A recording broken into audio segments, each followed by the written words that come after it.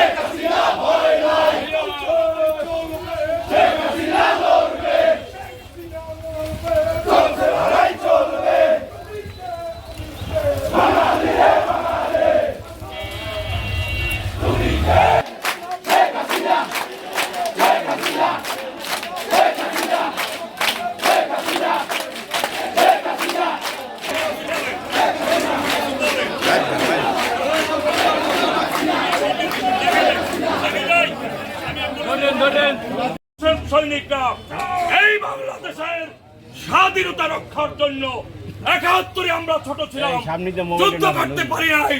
এইবারে প্রয়োজনে স্বাধীনতা রক্ষার জন্য আবার যুদ্ধ এবং এই বাংলাদেশে আবার আমাদের প্রিয় নেত্রী, খেটে খাওয়া মানুষের প্রিয় নেত্রী শেখ হাসিনাকে আবার আমরা সসম্মানে ফিরিয়ে আনবো।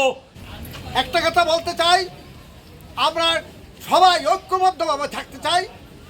এই কয়েকদিনে যেন লুটপাট, অত্যাচার, জুলুম, আগুন দেওয়া, খুন, হত্যা যে হয়েছে সেইগুলো সঠিকভাবে আমরা তদন্ত চাই। তারা হচ্ছে স্বাধীনতা ৭১ আমরা দেখি নাই, কিন্তু ৭১-এর সময় আমরা যেটা শুনেছি, ৭১-এর সময় এত ধ্বংসযজ্ঞ বরগুনায় হয় নাই। ৭১-কে হার মানিয়েছে ২৪-এর ধ্বংসযজ্ঞ। আর মূল কথাটা হচ্ছে আজকে সারা বাংলাদেশে কি হয়েছে জানি না, বরগুনায় অন্তত কোটা বিরোধী আন্দোলন সফল হতে পারেনি। সেই কারণেই আজকে এই বরগুনায় এত বড় ধ্বংসযজ্ঞ চালানো হয়েছে।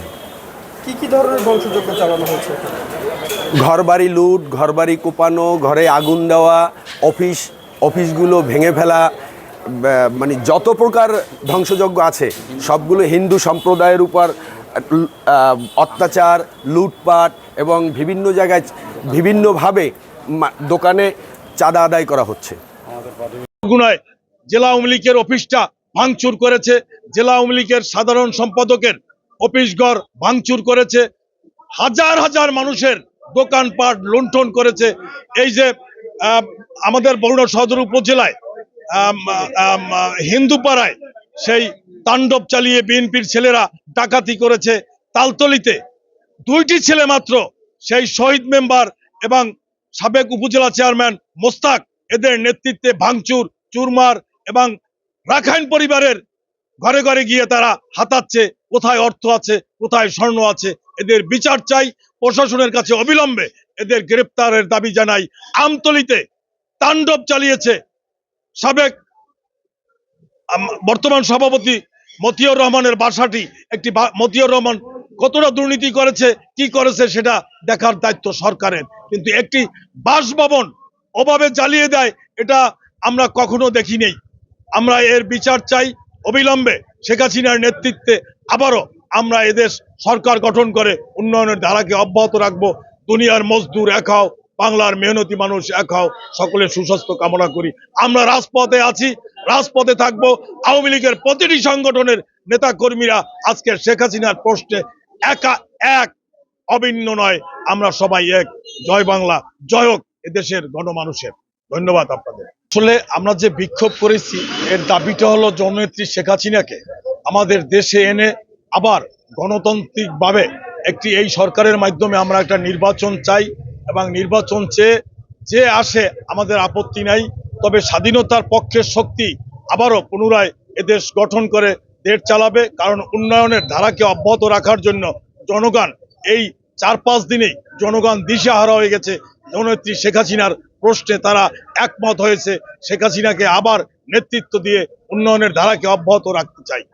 আসলে আজকে এখানে যে এসে বরগুনার মানুষের পাশে দাঁড়াতে পেরেছি জন্য স্রষ্টার কাছে কৃতজ্ঞতা। কারণ আমার বাবা বরগুনা জেলার মুক্তিযোদ্ধা সাধারণ সম্পাদক, নির্বাচিত সাধারণ সম্পাদক ছিলেন। আমাদের বাসায়ও গান পাউডার মেরে পেট্রোল বোমা মারা হয়েছে।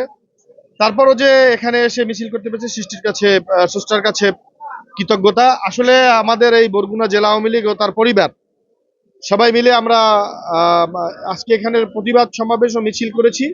বরগুনায় 1971 সালের পরবর্তী এত ধ্বংসযজ্ঞ, এত লুটপাট, এত সংখ্যালঘু নির্যাতন আর কখনো ঘটেনি।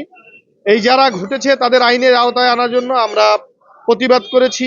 আমাদের দাবি আমাদের প্রধানমন্ত্রী জননেত্রী শেখ হাসিনাকে আবার দেশে ফিরিয়ে আনার জন্য আমাদের আপ্রাণ চেষ্টা করতে হবে, এবং এই তত্ত্বাবধায়ক সরকার অতি বিলম্বে নির্বাচন দিয়ে একটি নির্বাচিত সরকারের কাছে হস্তান্তর করতে হবে।